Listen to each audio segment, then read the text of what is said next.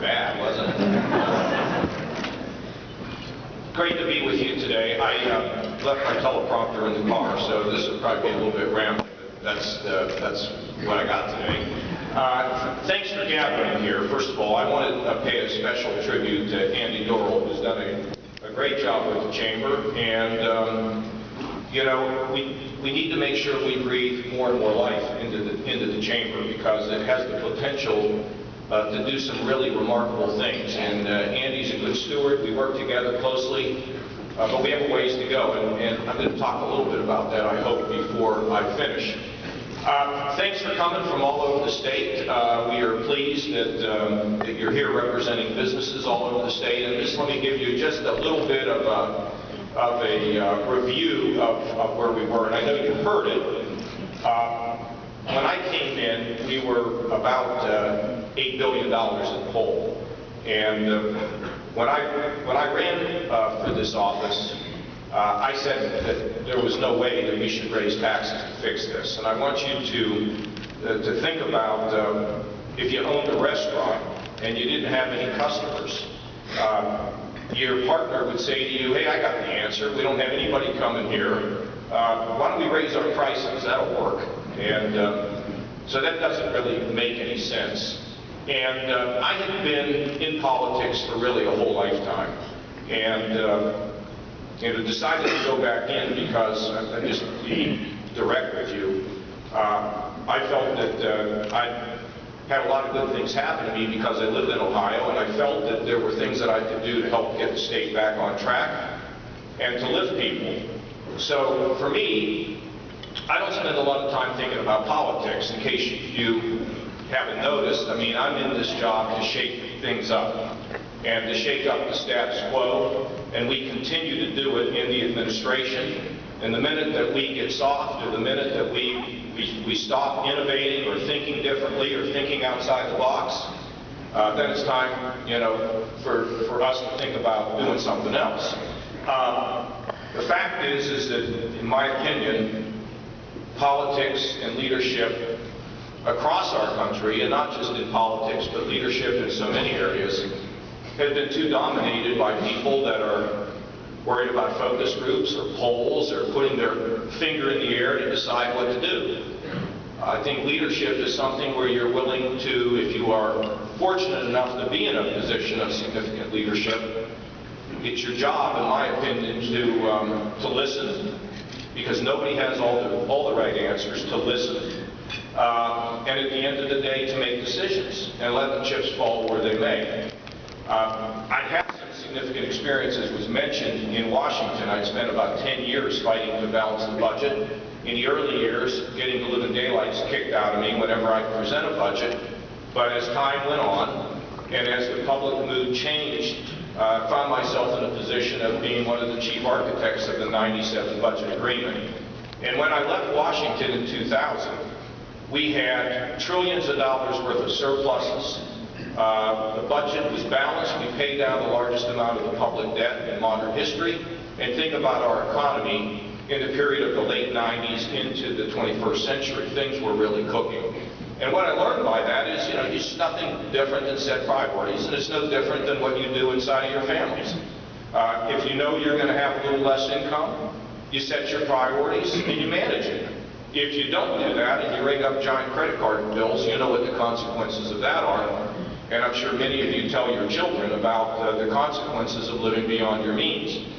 So when I looked at the hole that we had, it didn't make any sense to me to raise taxes. In fact, I thought it made sense if you have that restaurant and you don't have any customers, you know, you ought to lower your prices, right? You ought not to raise them, you should lower your prices, and maybe even you change the menu. And that's precisely what we did. We got into the position of setting priorities. Some people didn't like our priorities. That's okay. That's what you argue about in public life. And at the same time, we cut taxes. And throughout the course of our administration, we have cut, I'm told today, $3 billion worth of taxes. In the last budget bill that we had the largest tax cut in America. And so you might say, why? Well, we go back to the restaurant. I mean, if I lower prices and change the menu, and give good service, I'm likely to get more customers. And so lowering costs really do matter. In addition, I'm a believer that we should run our country, our state, and our communities from the bottom up, not from the top down. And I believe that when people have more dollars in their pockets, then they are empowered to take care of their family, to participate more effectively in their community, and to basically, as an individual, to be in a stronger position to determine their own destiny and the own future of their own families. So that's why I really believe in tax cuts. It's not an ideological deal that we cut taxes. Frankly, it is something that I believe ultimately results in great growth. And I have to tell you that since we killed the death tax, which means that small business people don't have to visit the undertaker and the tax guy on the same day, I did that because I wanted a generational transfer of wealth. When dad or mom create a business, or if they create it together, and the time comes for them to retire or whatever, I want them, or upon their death, I want them to be able to transfer that business to the next generation, who I hope will build an even stronger business than what they inherited. But if in fact you have this big death tax, and I happened to read, by the way, the other day, I think New York, Joe, is talking about what they're going to do about the death tax. New Jersey's talking about how they're going to lower it. New York wants to lower it. We don't have one anymore in Ohio. And I think it was a significant accomplishment that we were able to work with the legislature to get done. In addition to empowering people locally, I believe it's also, as many of you are tax people, I would tell you that if you're trying to get away from Ohio in the winter, don't go to Florida. Because you all know that a lot of these very successful, wealthy people have moved to Florida to avoid taxation. And they're not just there, they go to Nevada, they go to Texas, they go to Tennessee. And over the course of, I think it's about the last decade, Ohio has lost about $17 billion in wealth, which has basically walked out of our state. So I'm a believer that this income tax needs to come down, because as it comes down, combine that with the death of the death tax, we have a better and better chance to be in a position of being able to keep some of our great entrepreneurs, some of our great thinkers, some of our great charitable givers, keeping them here in the state of Ohio, and which is, to me, is critical for our future development. We also put into play a small business tax cut. I wanted it bigger than it is today, but the small business tax cut was designed to help small businesses to be able to do better, to buy more equipment, to perhaps hire another employee. And so we able to provide a 50% tax cut up to the first $250,000. And again, that's another play to encourage these small businesses, which are really the lifeblood of economic development, to be in a position of where they are, they're able to be healthier in our state. All of this, of course, leads to the issue of jobs. And you know, we had a rough 4 years, really had a rough period of time up until we came in. We had lost 350,000 private sector jobs, and I'm pleased to announce today that we are up 170,000 private sector jobs over the last 3 years, and that's good news, folks. You can clap for that.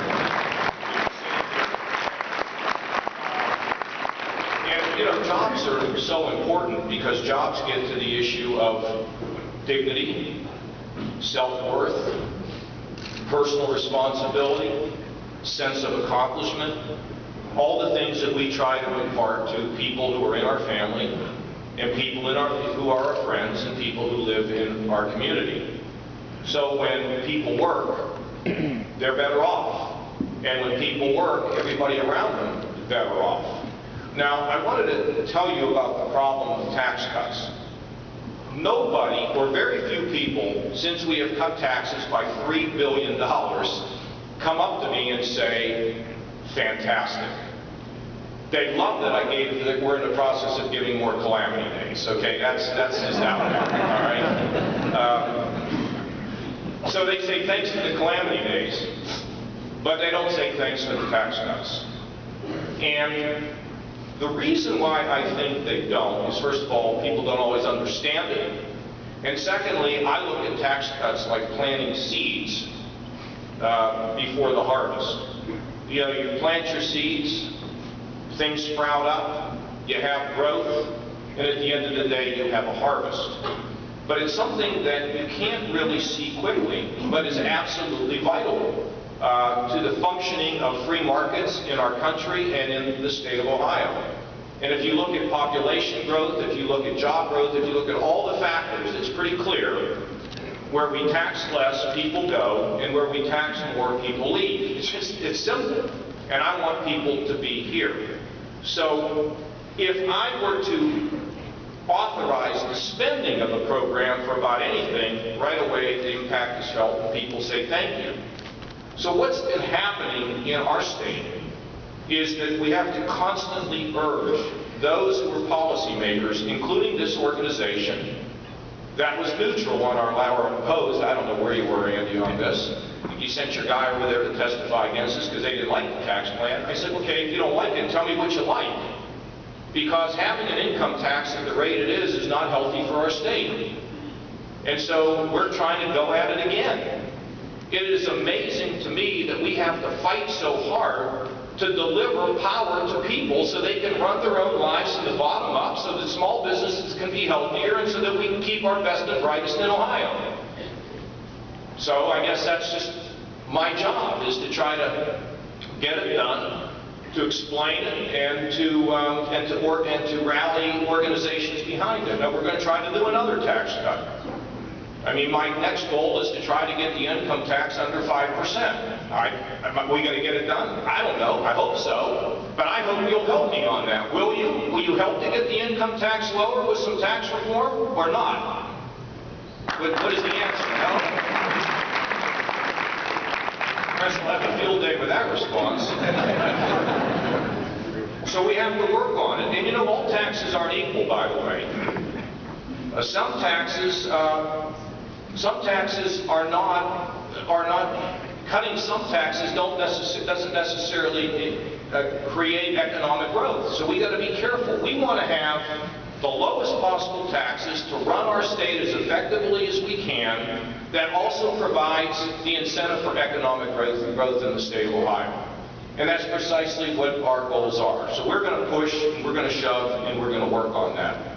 Now, I know that you're all, a number of you are like tax people and accountants and all that. I just want to change for a second and talk about some things that are also very important to me. There's been a lot of discussion in our country about the issue of poverty.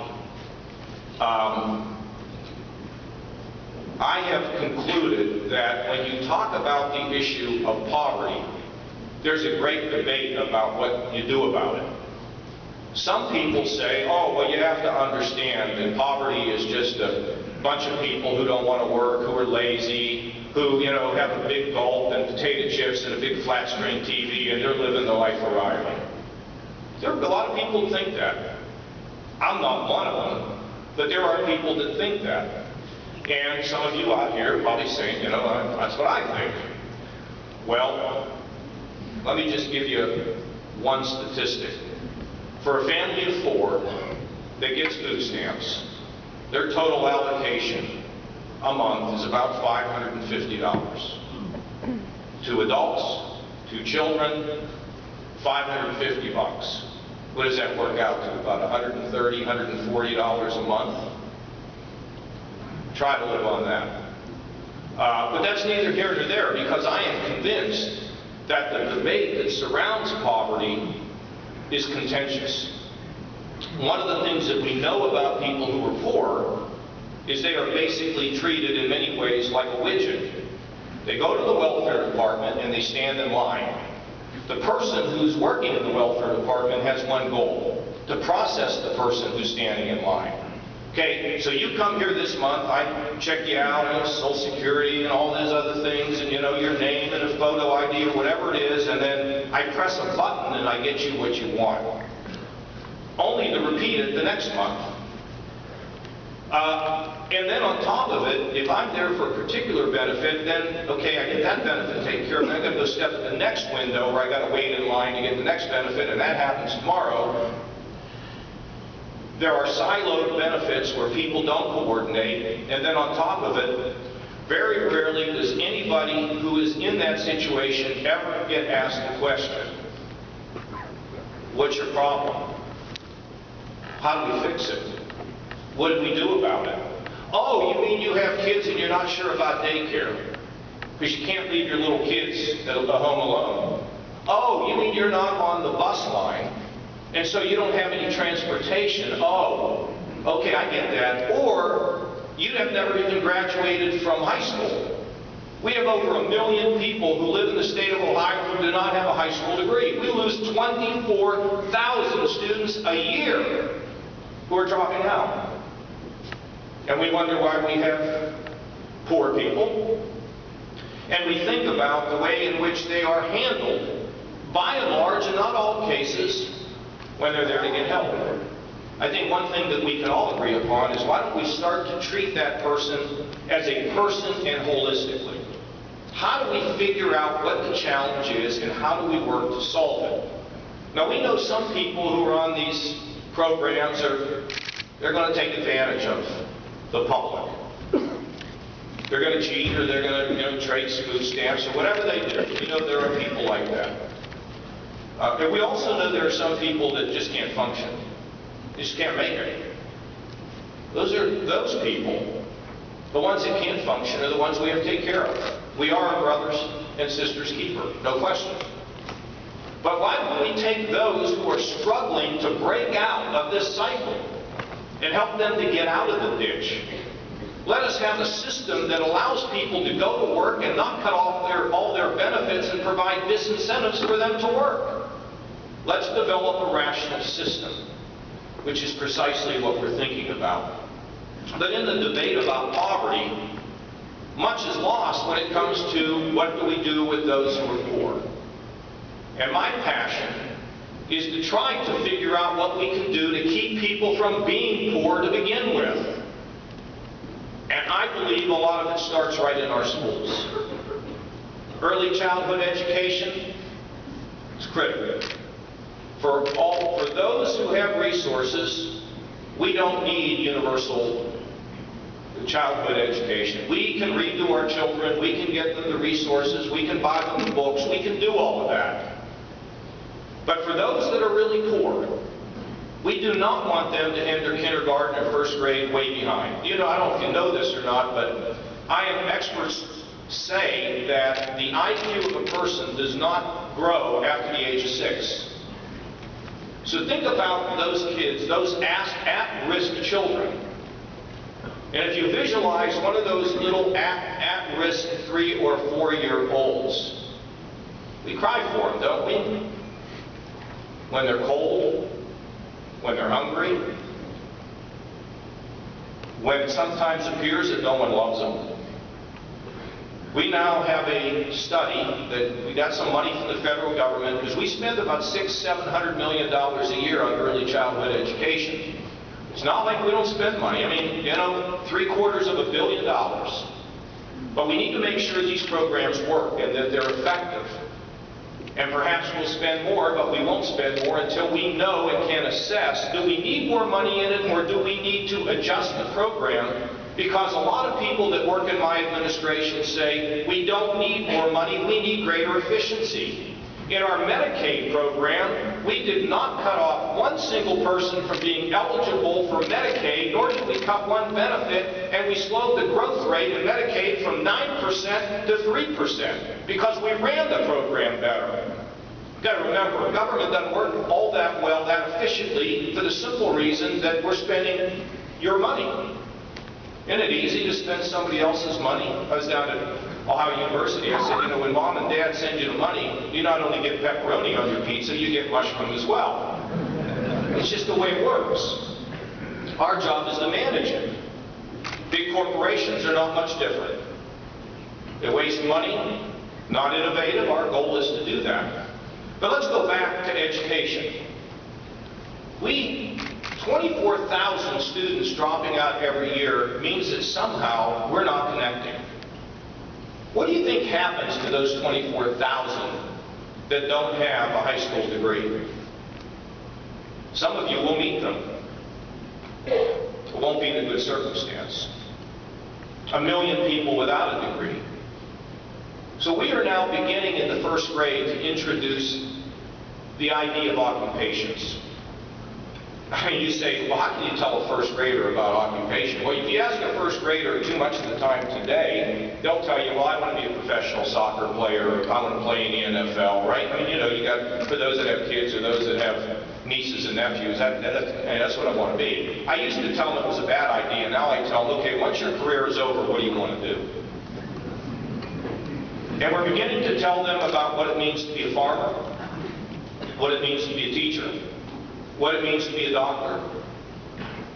We're introducing occupations.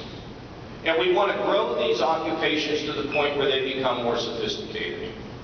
And we believe that we must introduce vocational education, and we are beginning to introduce vocational education in a much lower grade.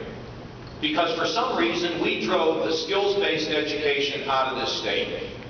Because we told everybody, mom and dad, that if you want your kids to be something, they got to go to college.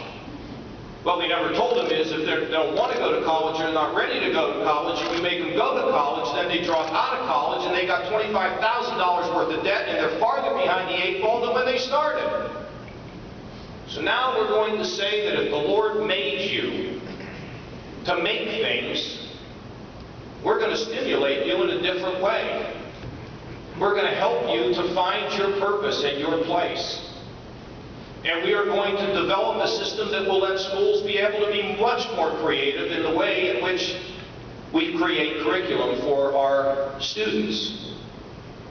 But there's a couple other things that are missing. First of all, we need to know about the jobs that exist today. There is a mismatch in America between jobs that exist and the skill levels that people have to fill those jobs. And every one of you knows of cases where you have job openings and you can't fill it. Am I right? You talk to smaller businesses around this state, it's one of the most difficult things, and part of the reason why America's economy is not growing is because there's a mismatch between education and reality. So we need to make sure that we understand the jobs that are available. We need to tell our students about the jobs that are available. And I believe we ought to create a whole new degree in career counseling in our schools. You know, career counselors should not be people who spend half their time talking to kids and the other half the time watching what's happening in a study hall down at the gym. We need to have people that can work with our kids to get them to discover their talents and their purposes and to guide them through the process. And not only in K through 12, but all the way through our community college and our four-year schools. That's still not enough. We need you. We need you involved in every single school in your community. People like to say, well, you know, that's not the government's responsibility when they don't like some of the programs. Yeah, severely criticized for, it's okay, it doesn't bother me, for expanding Medicaid to help the drug addicted and the mentally ill. That's okay, I'm comfortable with it. But for those that say we don't need it and we can do it, we need to start doing it. That's what civil society is all about. And Andy, we're going to work to create a situation where we can get our business community involved in every school, in every classroom, with every student. You see, because if we can have a flexible education system that turns these kids on, you can be part of the solution. You can make a difference in a kid's life. This isn't some, I hope you can see, I know teleprompter notes, this is not a political talk. This is about you changing the world by changing a kid's life. And if we can get our children to be adopted by our businesses, our job creators, and teach these kids about how to dress, how to speak, the soft skills that they need, and turn them on to the kinds of things that you do in your companies, It'll be fantastic. But I don't think that's enough. I think we need our faith-based community to be involved. Our synagogues, our churches, any of the other faith-based institutions that want to impart some things to our kids, particularly those who we find in very difficult situations. We need to love them. We need to encourage them. We need to teach them that the good Lord has a purpose for their life. We need to teach them about personal responsibility. We need to teach them about having a vision for what their life is all about, because they were created to do something special on this earth. And when you rob kids or you rob anybody of hope, we lose them. We got to get out of the pews. Got to get out there with the kids. And our boys club, and our girls club, and our YWCA, and all these community organizations who do such a good job, think we need more. Because think about our state. If we can help our children to get on the path to success, if we can help our children to be able to grow up, to have the kinds of values that we were taught, that our mothers and fathers taught us, or our grandmas, or our grandpas, or our uncles, or maybe just the gym teacher that told you about who you could be and made a difference in your life, that's what we need to do for others in our state. All government has a role, but we have experienced the limits of government effectiveness when it comes to breaking this terrible pattern of poverty and income inequality in our country. Of course, if we don't have a strong economy, we can't get there, right?